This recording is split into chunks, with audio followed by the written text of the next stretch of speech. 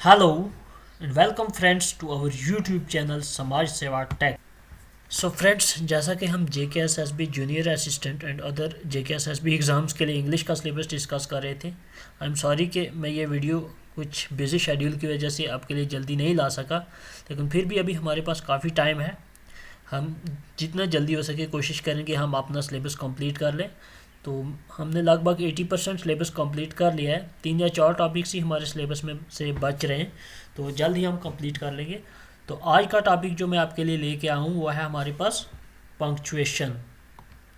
तो friends, video में आगे बढ़ने से पहले मैं आपसे रिक्वेस्ट करता हूँ कि आप हमारे चैनल को ज़रूर सब्सक्राइब कर लें और बेल के आइकॉन को भी ज़रूर क्लिक कर लें ताकि हर नई आने वाली वीडियो का नोटिफिकेशन आपको बर वक्त मिलता रहे।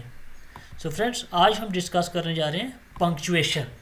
तो चलिए स्टार्ट करते हैं। 1 2 3 एंड स्टार्ट। सो फ्रेंड्स, अगर हम पंक्चुएशन की बात करते हैं तो पंक्चुएशन हमारे पास कुछ साइंस होते हैं और उन साइंस का हमारे पास फंक्शन क्या आता है, टू क्रिएट सेंस। मतलब किसी भी पार्ट ऑफ सेंटेंस को या सेंटेंस को या किसी भी पैराग्राफ को वो क्या हमारे पास देता है, सेंस क्रिएट करता है। देन हमारे पास क्लैरिटी देता है। एंड जहाँ पर स्ट्रेस की ज़रूरत होती है किसी भी पैराग्राफ में, तो वहाँ पर स्ट्रेस को भी यहाँ पे क्या करता है, ये स्पेसिफाई करता है कि कौन से पार्ट को, सेंटेंस के पार्ट को या कौन सी वर्ड्स को या कौन से हमारे पास पैराग्राफ के पार्ट है उसको हमने स्ट्रेस देना है।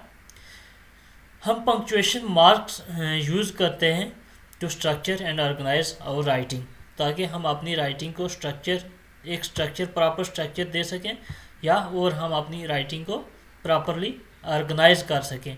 अब इसको हम समझ कैसे सकते हैं, क्या तो हमने दिया कि पंक्चुएशन यूज़ होती है किसी भी सेंटेंस को, पार्ट ऑफ सेंटेंस को या किसी भी पैराग्राफ को सेंस देने के लिए या क्लैरिटी के लिए या स्ट्रेस के लिए, या फिर हम यूज़ करते हैं स्ट्रक्चर सेंटेंस को या जो भी हमारी राइटिंग का पोर्शन है उसको स्ट्रक्चर देने के लिए या ऑर्गेनाइज करने के लिए हम पंक्चुएशन का यूज़ करते हैं। तो हम देखते हैं यहाँ पे हमने यहाँ पे क्या कहा है। मैंने यहाँ पे एक पैराग्राफ डाला है छोटा सा जिसमें हमने कोई पंक्चुएशन मार्क यूज़ नहीं किया है।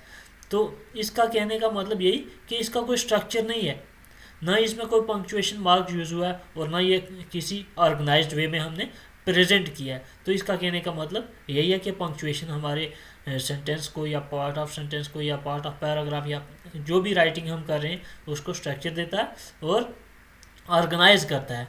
फॉर एग्जांपल, हम पैराग्राफ थोड़ा सा रीड करते हैं।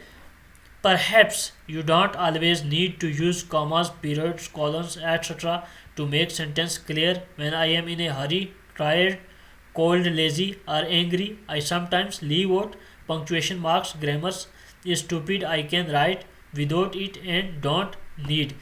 तो यहाँ पे अगर हम इस पैराग्राफ को देखें, ना हमने कहीं पर कुछ ऐसा साइन यूज़ किया है, पंक्चुएशन मार्क यूज़ किया है कि हमने स्टॉप कहाँ रुकना है, कहाँ पे हमने पॉज करना है, कहाँ हमने शॉर्ट ड्यूरेशन के लिए पॉज करना है। तो हम एक फ्लो में मतलब बोलते ही जा रहे हैं, मतलब हमारी बात एक मिंगल्ड वे में प्रेजेंट हो रही है।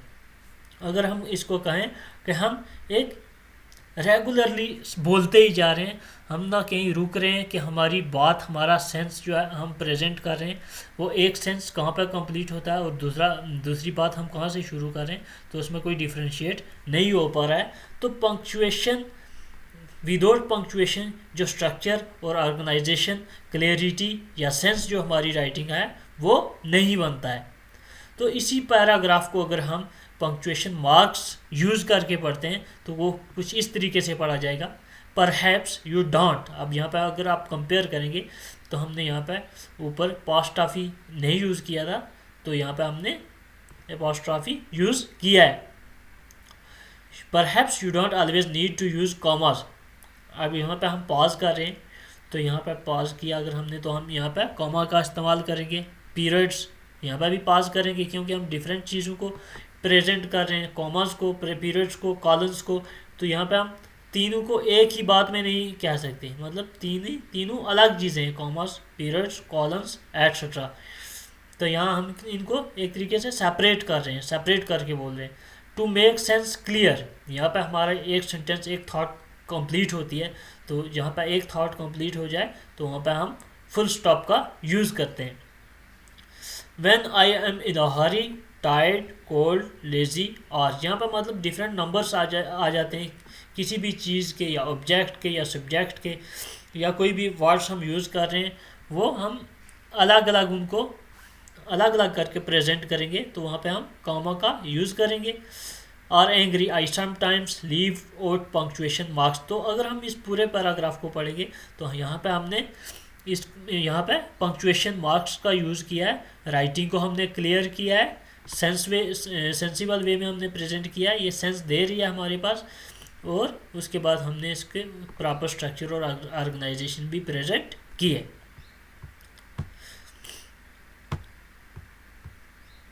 अब अगर हम देखें तो हमारे पास कुछ पंक्चुएशन मार्क्स हैं, तो ये टोटल हमारे पास 14 पंक्चुएशन मार्क्स हैं। तो हमारे पास अगर इनको देखें हम तो पहले आ जाता है तो फुल स्टॉप। फुल स्टॉप आप जानते ही हैं कैसे इसका मार्क होता है, then comma, then dash, then hyphen, then question mark, exclamatory mark, the inverted commas, the semicolon, the colon, the brackets. तो ब्रैकेट्स भी हमारे पास आगे डिफरेंट टाइप की होती है, फॉर एग्जांपल कॉमन ब्रैकेट आ जाती है हमारे पास, कर्ली ब्रैकेट आ जाती है, स्क्वायर ब्रैकेट आ जाती है, देन इसके अलावा भी हमारे पास बार ब्रैकेट होती है, कॉर्नर ब्रैकेट्स होती हैं। लेकिन मैक्सिमम हमारे पास जो यूज़ होने वाली ब्रैकेट्स हैं वो सबसे ज़्यादा हमारे पास कॉमन ब्रैकेट यूज़ होती है, then curly square bracket use होती है, देन कर्ली ब्रैकेट यूज़ होती है। तो हम इन तीनों का यूज़ हम नेक्स्ट देखेंगे। देन एपोस्ट्रॉफी हमारे पास आ जाती है, देन स्लैश और ओब्लिक आ जाती है। इसके अलावा अगर हम देखें तो कैपिटलाइजेशन ऑफ वर्ड्स वो भी हमारे पास पंक्चुएशन मार्क्स में आता है कि हमने वर्ड्स को कहाँ पर कैपिटल करना है, फर्स्ट वर्ड को जैसे हम कैपिटल करते हैं सेंटेंस के स्टार्ट में जो वर्ड होता है उसका फर्स्ट जो लेटर होता है हम उसको कैपिटल करते हैं, तो वो चीज़ भी हम डिस्कस करेंगे। अब हम वन बाय वन इनको डिस्कस करते हैं, इनका यूज़ करके देखते हैं कि ये डिफरेंट पंक्चुएशन मार्क्स कहाँ और कैसे यूज़ होते हैं। फॉर एग्जांपल हम फुल स्टॉप का यूज़ करते हैं। सबसे पहले हमारे पास हम जैसे हमने पहले भी बोला कि सेंटेंस एक्सप्रेशन ऑफ एक कंप्लीट थॉट होती है, जहाँ पे हमारी एक थॉट कंप्लीट होती है वहाँ पे हमारा एक सेंटेंस कंप्लीट हो जाता है। A sentence is the expression of a complete thought. When we complete a thought while speaking we pause, and when we write the same thought we end it with a full stop period. मतलब जब हम एक thought को present करते हैं हमारे पास जब thought हमारी कंप्लीट हो जाती है वहाँ पे सेंटेंस का एंड हो जाता है, और उस एंड पे हम तब क्या प्लेस करते हैं, फुल स्टॉप। एक सेंटेंस हमारे पास बहुत ज़्यादा लॉन्ग भी हो सकता है, शॉर्ट भी हो सकता है, मतलब हमारे थॉट के मुताबिक। अगर हमारी थॉट शॉर्ट है तो हमारे पास सेंटेंस शॉर्ट होगा, अगर हमारी थॉट लंबी है तो हमारा सेंटेंस लंबा होगा। लेकिन फुल स्टॉप का की जो हम प्लेसमेंट करते हैं वो हमारे पास वो क्या बताती है हमें कि हमारा सेंटेंस कंप्लीट हुआ है, या हम ये कहें कि हम एंड ऑफ द सेंटेंस पे फुल स्टॉप का यूज़ करते हैं। ये हमारे पास एंड पंक्चुएशन भी बोलते हैं हम फुल स्टॉप को। हमारे पास 3 मेजर प्रिंसिपल हैं जिनके ज़रिए हम फुल स्टॉप का जहाँ पे हम फुल स्टॉप का इस्तेमाल करते हैं। वो कौन कौन से हैं? To indicate the end of a sentence. First of all मैंने बताया आपको कि एंड ऑफ द सेंटेंस को इंडिकेट करता है full stop. Then to indicate that a word has been printed in its abbreviated form. और फुल स्टॉप का use कहाँ पे होता है? जहाँ कोई भी वर्ड जो है वो उसकी एब्रीवेटेड फॉर्म में लिखा गया हो, वहाँ पे भी हम उस क्या यूज़ करते हैं, फुल स्टॉप का यूज़ करते हैं। देन फुल स्टॉप का यूज़ कहाँ होता है? To show when used in a series like this. मतलब फॉर एग्जांपल मैं कहूँ हम कुछ चीज़ को एक सीरीज में प्रेजेंट कर रहे हैं। फॉर एग्जांपल मैं बोलूँ 1 2 3 4 हम काउंटिंग लिख रहे हैं, हमने 20 तक लिख लिया, हमने बीच में फुल स्टॉप डाल दिए बहुत से 1 2 3 किए हमने, फिर 13 14 15 16 17 तक हम फुल स्टॉप कर दें। देन वहाँ से आगे हम लास्ट के वर्ड लिख दें 18 19 20। इसी तरीके से हम कुछ चीज़ को किसी चीज़ को सीरीज में प्रेजेंट कर रहे हैं तो हम बीच में जहाँ से कोई चीज़ ओमिट कर रहे हैं, निकाल रहे हैं उस पीस ऑफ राइटिंग में से, तो वहाँ पे हम उन वर्ड्स की जगह इसका यूज़ करेंगे फुल स्टॉप का। तो फुल स्टॉप का यूज़ मैं उम्मीद करता हूँ आपको समझ आ जाएगा। अगर ना भी आए तो आप कमेंट सेक्शन में मुझे बता दीजिए कहाँ से आपको प्रॉब्लम आ रही है, मैं तो फिर इस पर डिस्कस कर दूंगा, आपकी प्रॉब्लम को सॉल्व करने की कोशिश करूंगा। अब हम कॉमा का यूज़ करके देखते हैं, कॉमा का यूज़ हम कहाँ पे करते हैं। Comma is mainly used to separate a series. Comma का यूज़ कहाँ पे होता है? To separate a series. Then हम इसकी एग्जांपल देखें, एक सीरीज़ को सेपरेट कैसे करते हैं। हमने पहले भी थोड़ा सा डिस्कस किया था, हमने जब वो पैराग्राफ को पंक्चुएट किया था तो वहाँ पे भी डिस्कस किया था कि कॉमा का यूज़ हमने कैसे किया वहाँ पे। तो यहाँ पे हम कॉमा का यूज़ कैसे कहाँ पे करते हैं, एक सीरीज़ को सेपरेट करने में। फॉर एग्जांपल हमारे पास 2 3 4 चीज़ें हैं, उनको हम सीरीज ऑफ थिंग्स हैं, उनको सेपरेट करेंगे तो हम वहाँ पर क्या करेंगे, कॉमा का यूज़ करेंगे। For example I have purchased 2 kilos of mangoes. हमने एक चीज़ खरीदी, क्या खरीदी, पहली चीज़ 2 किलो आम हमने खरीदे। देन हम इसको सेपरेट करेंगे, दूसरी चीज़ हमारे पास सीरीज है चीज़ होगी 5 kilos of tomatoes and milk. तो हमने दो चीज़ों को यहाँ पर सेपरेट किया, मतलब सीरीज़ को हमने कॉमा के थ्रू सेपरेट किया। तो कॉमा का यूज़ आपको समझ आ गया होगा कि हम सीरीज़ को सेपरेट करने में कॉमा का यूज़ करते हैं। फिर कॉमा का यूज़ कहाँ होता है, to separate phrases and clause, to separate phrases and clause. तो हम कॉमा का यूज़ करते हैं दो फ्रेजेस को या दो से ज़्यादा फ्रेजेस को या दो क्लास को या दो से ज़्यादा क्लास को सेपरेट करने के लिए हम किसका यूज़ करते हैं, कॉमा का। फॉर एग्जांपल यहाँ पे हम फ्रेजेस लेते हैं कुछ, if it doesn't rain tomorrow we will go for a picnic. यहाँ पे हमने दो फ्रेज यूज़ किए। पहला फ्रेज हम आ गया हमारे पास, if it doesn't rain tomorrow, अगर कल बारिश नहीं होती। ये तो एक बात आ गई, एक फ्रेज आ गया हमारे पास, we will go for a picnic, हम पिकनिक के लिए जाएंगे। तो ये दो फ्रेज हैं, इनको हमने किसके थ्रू सेपरेट किया है, कॉमा के थ्रू। देन एक और एग्जांपल देखते हैं हम, कुछ क्लॉजेज लेते हैं, एक दो क्लॉजेज लेते हैं, उनको हम सेपरेट करते हैं। ही सर्च फॉर द बुक, उसने बुक के लिए सर्च किया, ये उसका एक काम आ गया, एक क्लास उसका कंप्लीट हुआ। But couldn't find it anywhere, लेकिन वो उसको कहीं भी नहीं मिली। तो यहाँ पे हमने दो क्लासेस को सेपरेट किया, किसके थ्रू, कॉमा के थ्रू। तो कॉमा का यूज़ हमारे पास कहाँ का हो गया, to separate items in a series of list, to separate phrases and clause. Next हम अगर देखें कॉमा का यूज़ कहाँ होता है, to separate question tags from the rest of the sentence. किसी भी क्वेश्चन टैग को जब हम बाकी सेंटेंस के पोर्शन से सेपरेट करते हैं तो वहाँ पर भी कॉमा का यूज़ इस्तेमाल होता है। For example you get my point, मतलब आपने मेरी बात समझी। डोंट यू, क्या तुमने नहीं समझी। हम पहले पूछ रहे हैं उसको, बोल रहे हैं कि आपने मेरी बात समझी, फिर हम उसको पूछ भी रहे हैं डोंट यू, मतलब क्या आपने नहीं समझी। तो यहाँ पर एक जो हमारे पास इंटेरोगेटिव पार्ट से हम दूसरे पार्ट को सेपरेट करते हैं जब, तो वहाँ पर भी कॉमा का इस्तेमाल करते हैं, मतलब क्वेश्चन टैग को रेस्ट ऑफ द सेंटेंस से सेपरेट करने के लिए हम कॉमा का यूज़ करते हैं। फिर कॉमा का यूज़ होता है to separate certain words like however, moreover, in addition to, in short, in fact, of course, firstly, secondly, etcetera. तो इन वर्ड्स को सेपरेट जैसे हमने ये डिस्कस किया, however, moreover, in addition to, in short, in fact, of course, firstly, secondly, etcetera, इनको separate करने के लिए हम कॉमा का यूज़ करते हैं। For example it was raining heavily, however, यहाँ पर होएवर का यूज़ हुआ है। He was determined to cross over the river, तो होएवर का यूज़ किया, यहाँ पे हमने कॉमा का इस्तेमाल किया है। सिमिलरली हम कहीं मोर ओवर का यूज़ करेंगे, इन एडिशन टू का यूज़ करेंगे, इन शॉर्ट, इन फैक्ट और other words such like we have discussed this word. तो इनको हम इनके आगे हम किसका यूज़ करेंगे, कॉमा का यूज़ करेंगे। फिर कॉमा का यूज़ होगा to separate spoken part of the text from the unspoken part, मतलब जो बात हम बोल रहे हैं और जो बात हमने नहीं बोली, उन दोनों बातों को अलग करने के लिए हम कॉमा का इस्तेमाल करते हैं।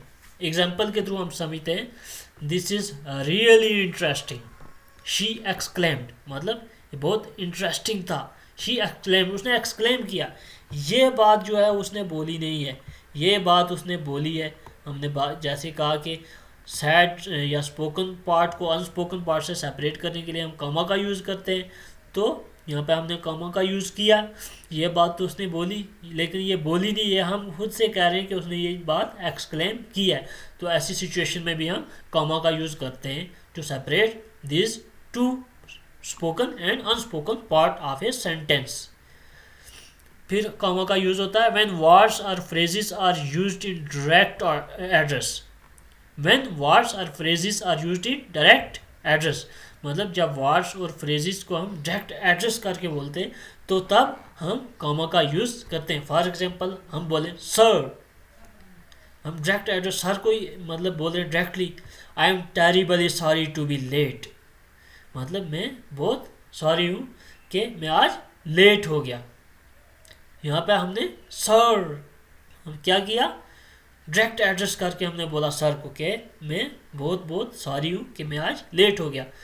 फिर कॉमा का यूज़ होता है after the words like yes, no, oh, ah, etcetera. इन वर्ड्स के आगे भी हमारे पास किसका यूज़ होता है, कॉमा का। For example yes I agree with you, हाँ मैं आपसे मुत्तफिक हूँ।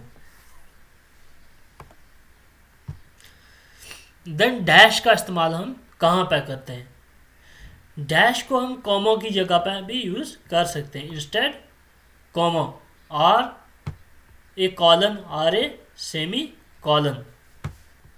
कहाँ कहाँ पे हम डैश का इस्तेमाल कर सकते हैं, instead of a comma a colon or a semi colon.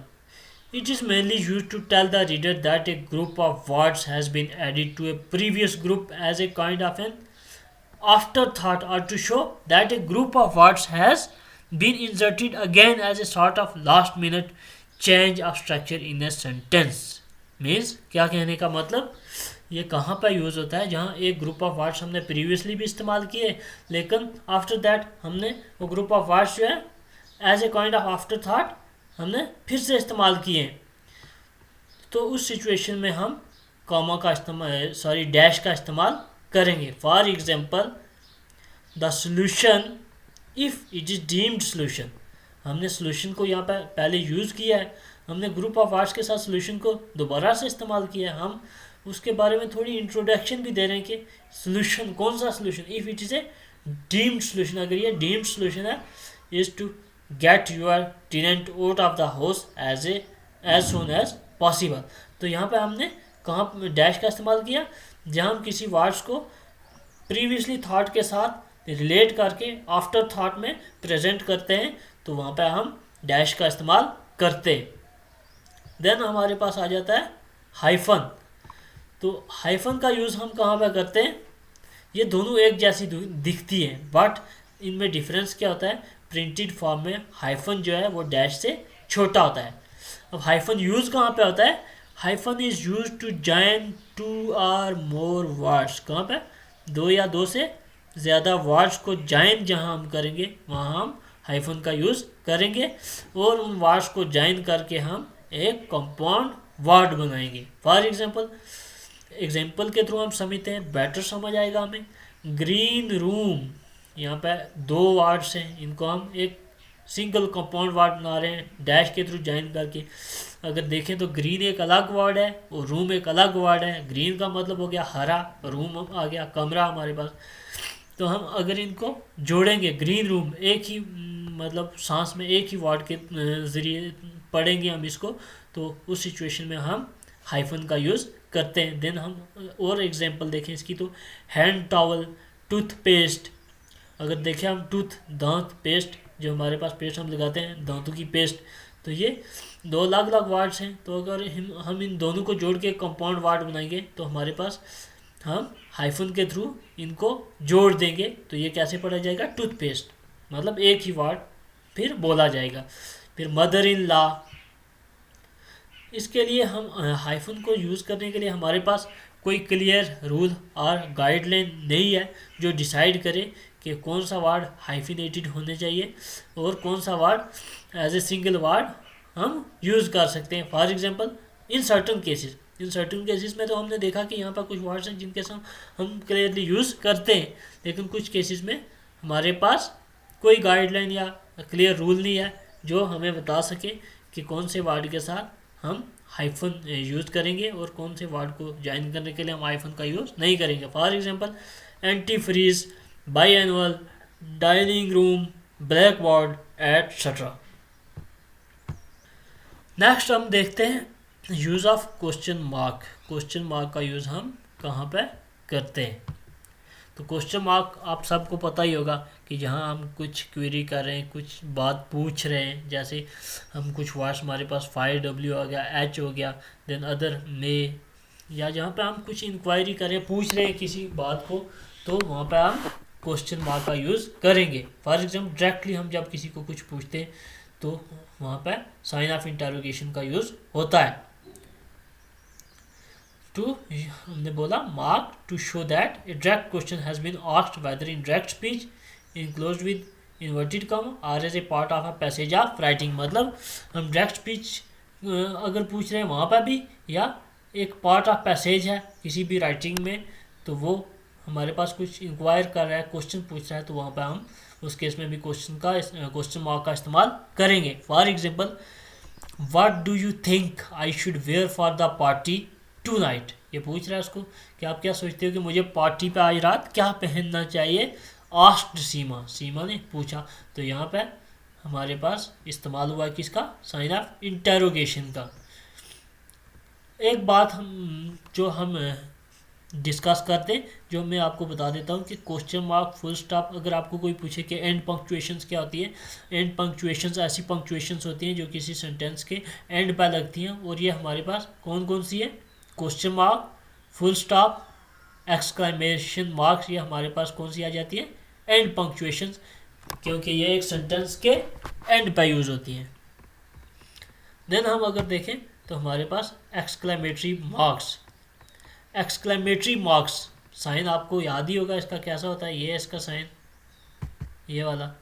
तो एक्सक्लेमेटरी मार्क का हम यूज़ कहाँ पे करते हैं, जहाँ पे हम कोई चीज़ एक्सक्लेम करते हैं, या कुछ हमारे पास ड्रामेटिक कन्फेशन हो, या कोई वार्निंग हो, या एक्सप्रेशन हो गुस्से की या खुशी की, और उस केस में हम कुछ वर्ड्स बोल देते हैं, तो उन वर्ड्स के आगे फॉर एग्जांपल हुर्रा, अलास, तो खुशी के मौके पर हम बोलें hurrah we won the match, alas she had died. तो इन डिफरेंट सिचुएशन में हम इन वर्ड्स के आगे क्या इस्तेमाल करते हैं, साइन ऑफ एक्सक्लेमेशन, एक्सक्लेमेटरी जो साइन है यहाँ पे हम यूज़ करते हैं। आफ्टर एक स्ट्रॉन्ग इम्पेरेटिव कहाँ पे यूज़ होता है ये, after a strong imperative sentence, for example keep quiet, हम उनको मतलब डायरेक्टली बोल रहे हैं कि खामोश हो जाओ, तो वहाँ पे क्या इस्तेमाल हो जाओ, हमारे पास एक्सक्लेमेटरी मार्क। देन कहाँ पे होगा, विक्ट्री के मौके पर, या हम बोलें खुशी के मौके पर, गुस्से के मौके पर, या सारों के मौके पर, जो वर्ड्स हम यूज़ करते हैं उनके आगे हम किसका इस्तेमाल करते हैं, वर्ड ऑफ विक्ट्री।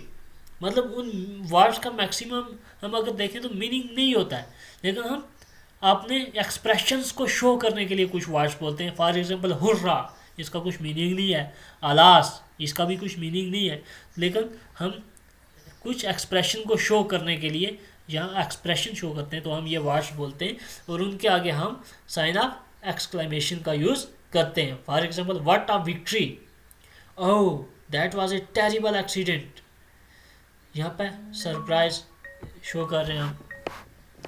तो फिर अगर हम देखें what a wastage of money on these elections, ये भी हमारे पास सारों की दुख की बात है कि हम कितना मनी जो है वेस्ट कर रहे हैं इन इलेक्शंस पे, तो यहाँ पे भी हम साइन ऑफ एक्सक्लेमेशन का यूज़ करेंगे।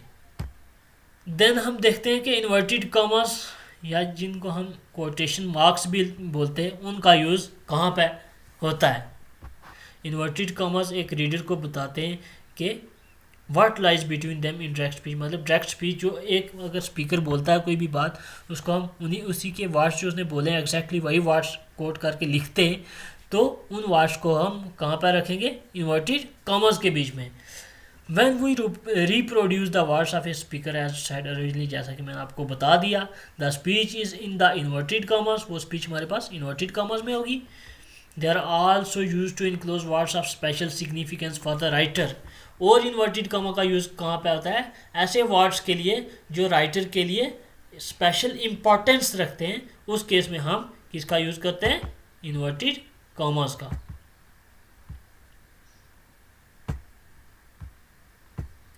फॉर एग्जाम्पल अगर हम देखें let me discuss this with your father first, ये कोई बात किसी को बोल रहा है कि ये बात मुझे तुम्हारे बाप से पहले करने दो। R Rajesh said, it is easy to understand the punctuation mark. इन दोनों केसेस में हम किसी की बात को हूबहू वैसा ही लिख रहे हैं जैसा वो बोल रहा है, तो इस केस में हम पंक्चुएशन मार्क का यूज़ करेंगे। फॉर एग्जांपल हमने बोला कि let me discuss this word with your father first. ये कोई बात किसी को बोल रहा है, तो जो हमारे पास राइटर है वो उस बात को कोट करके लिख रहा है एग्जैक्टली सेम वर्ड्स में जैसा उसने स्पीक किया है, तो हम इन वर्ड्स को हम इन्वर्टेड कॉमर्स में प्लेस करते हैं, या कोटेशन मार्क्स, जिनको हम इन्वर्टेड कॉमर्स को कोटेशन मार्क्स भी बोलते हैं, उनके अंदर प्लेस करते हैं। यहाँ पर राजेश ने कहा, राजेश सैड, उसने जो बात कही तो उसको हमने किस में रख दिया, इन्वर्टेड कॉमर्स के अंदर। तो इन्वर्टेड कॉमा का यूज़ भी आपको समझ आ जाएगा इंशाल्लाह। देन अगर हम डिस्कस करें use of semi colon, semi colon का यूज़ हम कहाँ पे करते हैं। सेमी कॉलन हमारे पास, आपको पता है सेमी कॉलन होता क्या है, इसके मार्क्स भी आपको पता ही होंगे। इसका यूज़ हमारे पास जो मेन थिंग है वो हम देखते हैं। The semi colon is stronger than A comma. Semi colon एक कॉमा से स्ट्रॉन्गर होता है, लेकिन एक फुल स्टॉप से वीकर होता है। तो सेमी कॉलन हमारे पास यूज़ कहाँ पे होगा, इन बिटवीन जो कंडीशन आती है किसके बीच में, कॉमा के बीच में और फुल स्टॉप के बीच में, उस केस में हम सेमी कॉलन का यूज़ करते हैं। It is use between two independent class, मतलब दो इंडिपेंडेंट क्लास के बीच में ये यूज़ होता है। दैट आर लिंक्ड, जो लिंक्ड होते हैं आपस में, दो होते इंडिपेंडेंट हैं लेकिन एक दूसरे के साथ लिंक्ड होते हैं। फॉर एग्जांपल हम किसी बात को कह रहे हैं तो वो हमारे पास दो सेंस में जा रही है, तो एक ही बात को कह रहे हैं मतलब, तो वो क्लासेस जो हम उसमें यूज़ करेंगे वो एक दूसरे के साथ रिलेटेड होंगे लेकिन दोनों इंडिपेंडेंट होंगे, तो उस केस में हम सेमी कॉलन का यूज़ करेंगे। For example the main function of semicolon is to create a sequence of ideas. मतलब मेन फंक्शन इसका क्या होता है कि आइडियाज़ को हम एक सीक्वेंस में प्रेजेंट करें। जो आइडिया हमारे पास सेवरल क्लासेस के थ्रू प्रेजेंट किया गया होता है, usually connecting main clause as a single clause. अमूमन ये क्या करता है, मेन क्लास को, मेन क्लासेस जो हमारे पास होते हैं उनको as a single clause present करता है, as a single sentence present करता है, sorry. For example he checked through the heap of bank statement. यहाँ पे एक हमारे पास क्या क्लॉज कंप्लीट हो जाता है कि उसने चेक किया, एक बहुत सी बैंक की जो स्टेटमेंट्स हैं उनके ढेर में पूरा चेक कर दिया। He then rechecked the list of suppliers to whom he owed money. यहाँ पर हमारे पास दूसरा इंडिपेंडेंट क्लॉज कंप्लीट हो जाता है। Beyond all doubts he was bankrupt. तो ये हमारे पास तीन क्लॉज थे, तीन इंडिपेंडेंट क्लास थे लेकिन रिलेटेड थे, क्योंकि ये बैंक स्टेटमेंट्स की बात यहाँ पर कर रहा है। उसने फिर से रीचेक किए लिस्ट को, लेकिन उस डॉट के बाद भी ये उनको मतलब मिला कि ही वाज बैंकक्रप्ट। तो ये तीन इंडिपेंडेंट क्लास थे लेकिन रिलेटेड थे, इनको सेपरेट करने के लिए हमने सेमी कॉलन का यूज़ किया है। देन हम यूज़ करते हैं कॉलन का। कॉलन का यूज़ हमारे पास कहाँ पे होता है, तो कॉलन यूज़ होता है to indicate that there is a list. हमने किसी लिस्ट को इंडिकेट करने के लिए कॉलन का यूज़ करना होता है। For example the diet, example है हमारे पास, the diet includes 4 main types of food. Diet includes 4 main types of food. यहाँ पे क्या लिस्ट है चीज़ों की, cereals, leafy vegetables, fruits and fishes. तो यहाँ पे एक पूरी लिस्ट है। इस लिस्ट को अलग अलग प्रेजेंट करने के लिए, इंडिकेट करने के लिए हमने सेमी कॉलन का यूज़ करना होता है। For the diet includes 4 main types of food. यहाँ पे एक लिस्ट बता दी उसने फूड की, यहाँ पे हमने कॉमा का यूज़ भी देखो कर लिया, cereals, leafy vegetables, fruits and fishes. और इस लिस्ट को सेपरेट करने के लिए हमने किसका यूज़ किया है, कॉलन का।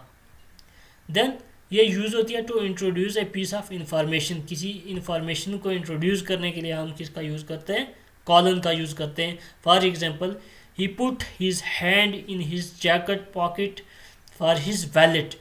मतलब उसने अपना हाथ अपने जैकेट के जेब में डाला अपने वैलेट निकालने के लिए। It wasn't there, it wasn't there, ये वहाँ पे लेकिन मौजूद नहीं था, उसके जेब में वॉलेट नहीं था। तो यहाँ पे हमने इंट्रोड्यूस किया है पीस ऑफ इंफॉर्मेशन को, तो मतलब वहाँ पे हमने इंफॉर्मेशन दी कि उसने अपने जेब में हाथ डाला वॉलेट निकालने के लिए।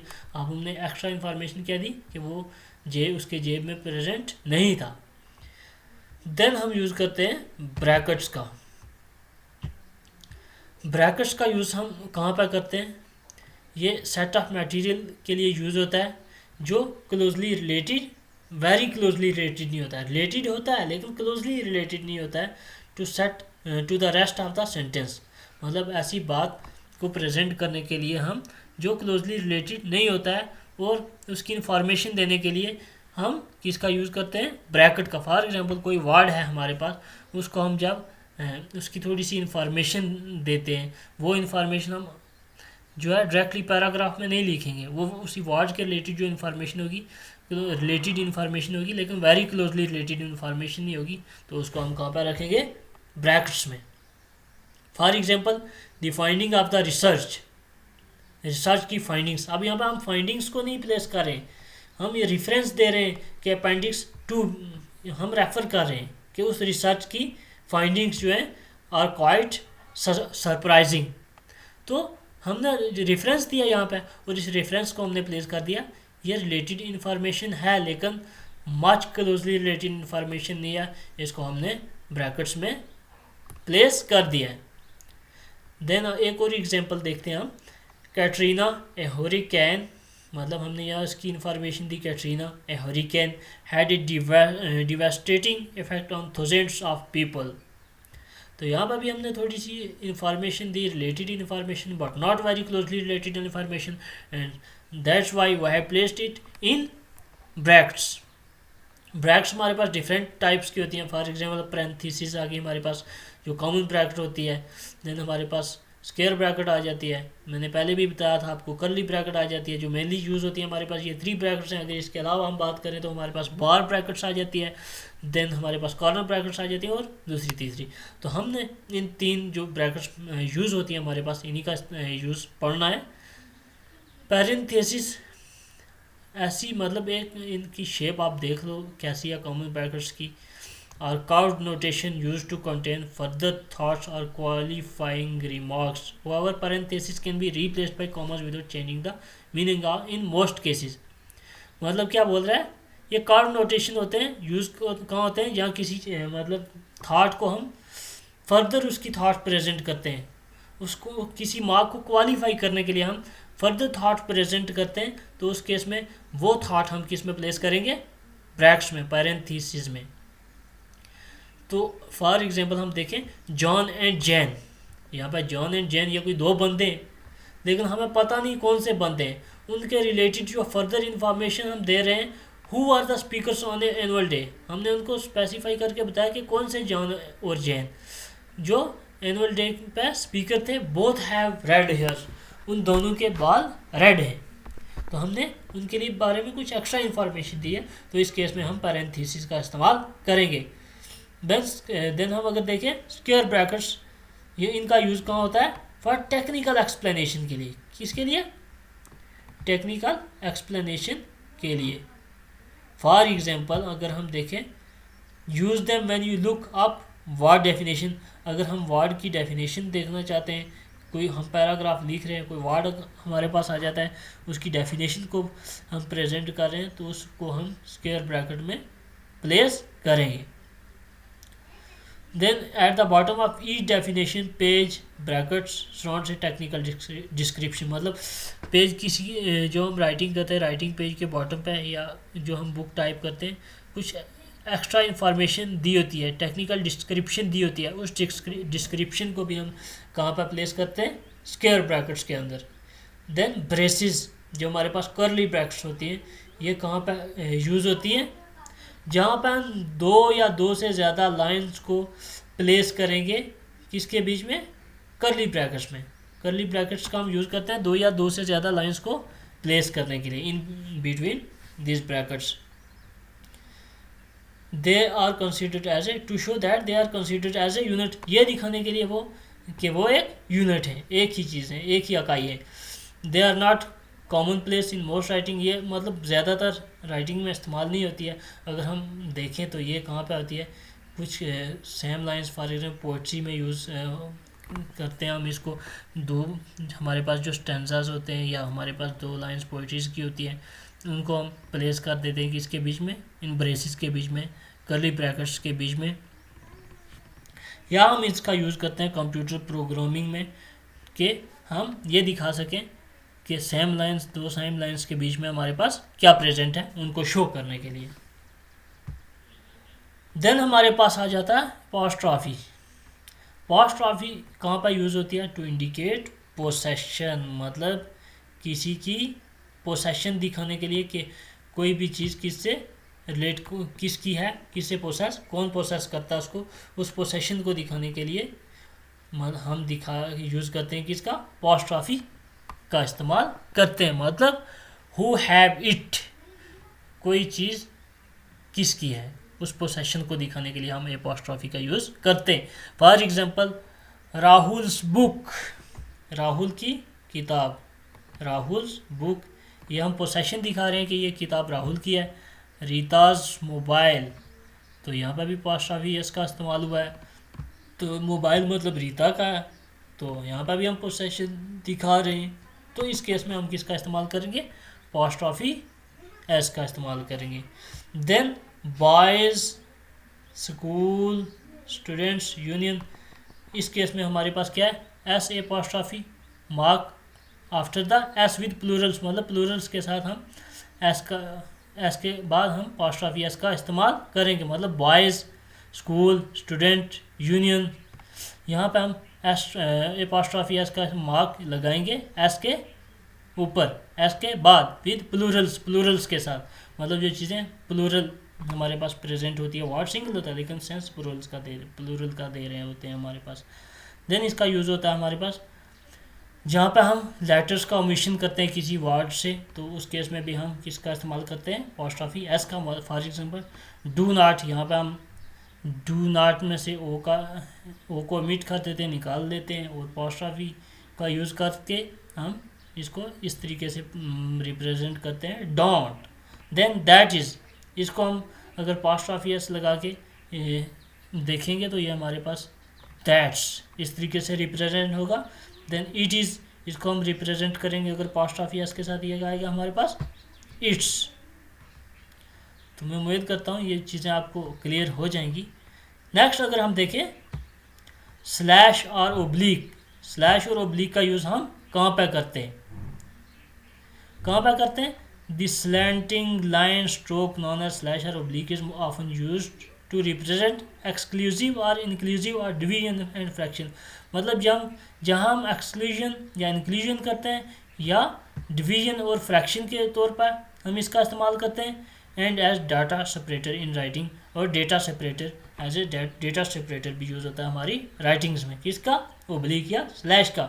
We also see the use of slash as a period sometimes in written poetry, मतलब रिटन पोइट्री में जैसे हम पीरियड फुल स्टॉप का यूज़ यहाँ पर करते हैं, तो वहाँ पर कभी कभी हम स्लैश का इस्तेमाल भी कर देते हैं। The shift of lines is conveyed by the use of slash, मतलब लाइन्स की शिफ्टिंग को हम किसके थ्रू कन्वे करते हैं? यूज़र बाय यूजिंग ओब्लिक और स्लैश।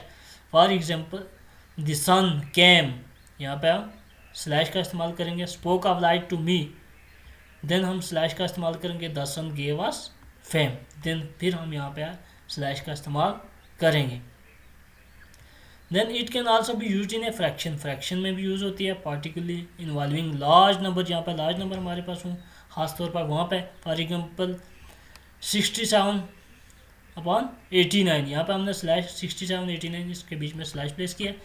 देन बैक स्लैश का यूज़ करते हैं हम कंप्यूटर प्रोग्रामिंग और कोडिंग में, कंप्यूटर लैंग्वेज की प्रोग्रामिंग के दौरान हम बैक स्लैश का इस्तेमाल भी करते हैं। देन मैंने आपको बताया था कि कैपिटलाइजेशन, कैपिटल लेटर्स भी पंक्चुएशन मार्क का एक पार्ट होते हैं। तो कैपिटल लेटर्स का हम यूज़ कहाँ पर करते हैं? ये वहाँ पर यूज़ होते हैं जहाँ हम एक सेंटेंस को शुरू कर रहे होते हैं। टू बिगिन ए सेंटेंस, वहाँ पर फर्स्ट लेटर हमारे पास, वर्ड का पहला लेटर हमारे पास कैपिटल होगा। फॉर एग्जांपल मैं बोलूँ he is going to school. He हमारे पास पहला हमारे पास वर्ड है, तो उसका फर्स्ट लेटर जो हमारे पास एच जो होगा वो कैपिटल होगा। फिर कैपिटल लेटर का इस्तेमाल कहाँ होगा? To begin each fresh line of poetry. To begin each fresh line of poetry मतलब हम हर नई लाइन जो पोइट्री की लिखते हैं उसका पहला वर्ड, पहला लेटर जो है वो बिगिन होगा कैपिटल लेटर के द्वारा। Then to begin all proper nouns and adjective मतलब तमाम हमारे पास जो प्रॉपर नाउन्स हैं और एडजेक्टिव्स हैं उनको बिगिन करने के लिए, शुरू करने के लिए हम किसका इस्तेमाल करेंगे? कैपिटल लेटर का। फर्स्ट लेटर उसका जो होगा उनका मतलब प्रॉपर नाउन्स और एडजेक्टिव्स का वो कैपिटल होगा। For example Delhi, Rama, Africa, African, Shakespeare, Shakespearean. यहाँ पर ये कुछ प्रॉपर नाउन्स हैं और एडजेक्टिव्स हैं। तो इन हर एक वर्ड्स का हमने शुरुआत जो है कैपिटल लेटर से की है। देन कैपिटल लेटर्स का यूज़ होता है for all nouns and pronouns which indicate the deity मतलब सब प्रोनाउन, नॉन और प्रोनाउंस के साथ जो डीटी को इंडिकेट करते हैं। For example the Lord, the Lord, he is the God. हमने यहाँ पर गॉड, फॉर एग्जांपल गॉड का यहाँ पर हम सब्जेक्टिव फॉर्म लिया है, तो ही का इस्तेमाल किया, तो ही यहाँ पर हम गॉड के लिए इस्तेमाल कर रहे हैं, एक डीटी है, तो यहाँ पर एच हम कैपिटल यूज़ करेंगे। देन हम कैपिटल वर्ड्स, कैपिटल लेटर्स का यूज़ करते हैं to write the pronouns and the interjections. Pronouns और इंटरजेक्शंस को लिखने के लिए उनका लेटर जो है फर्स्ट लेटर हम क्या करेंगे? कैपिटल रखेंगे। तो आई होप कि जो हमने आज डिस्कस किया ये आपको अच्छे से समझ आएगा। अगर फिर भी कोई प्रॉब्लम आ रही है तो कमेंट सेक्शन आपके लिए फ्री है। आप जहाँ से आपको प्रॉब्लम आती है कमेंट करके हमें बता दें, और जहाँ से अगर आपको ये वीडियो अच्छी लगी है तो भी कमेंट ज़रूर करें। ये आप हमारे लिए एक पॉजिटिव एनर्जी क्रिएट करती है। आपके वो कमेंट्स, आपके लाइक्स, आपका शेयर हमारे लिए बहुत मायने रखता है। सबसे बड़ी चीज़ जो हमारे लिए मायने रखती है वो ये है कि आप हमारे साथ मिल के अच्छे से JKSSB एग्ज़ाम्स की तैयारी करें, और आपकी तैयारी जो है हमारे लिए सबसे बड़ा मानी है, जिसके लिए हम इतनी कोशिश कर रहे हैं। तो आप हमारी वीडियोस को शेयर ज़रूर कीजिएगा ताकि दूसरे आपके फ्रेंड्स भी हमारी इस प्रोवाइड की गई इन्फॉर्मेशन के थ्रू लाभ उठा सके। तो यहाँ पर एंड में मैंने आपके लिए एक्सरसाइज रखी है, जिस एक्सरसाइज को आपने पंक्चुएट करना है। यहाँ पर कैपिटलाइजेशन पंक्चुएशन भी मतलब हटाई गई है, वहाँ पर यूज़ नहीं, कोई भी पंक्चुएशन मार्क भी हमने यूज़ नहीं किया है। तो आपने अगर यहाँ पर इसको खुद से ट्राई करना है, ये देखना है कि आपने पंक्चुएशन को अच्छे से समझा नहीं। एट द एंड जब आप वीडियो देख लेंगे तो आपको ये जानना ज़रूरी होगा कि आपको पंक्चुएशन समझ आई है या नहीं आई है। अगर आई है और कितनी आई है वो भी हमें आप कमेंट सेक्शन में बताइए, और अगर नहीं आई है तो भी हमें कमेंट करके बताइए। तो आज की वीडियो को हम यहीं पर पॉज करते हैं। God bless you. Thank you, thank you, thank you.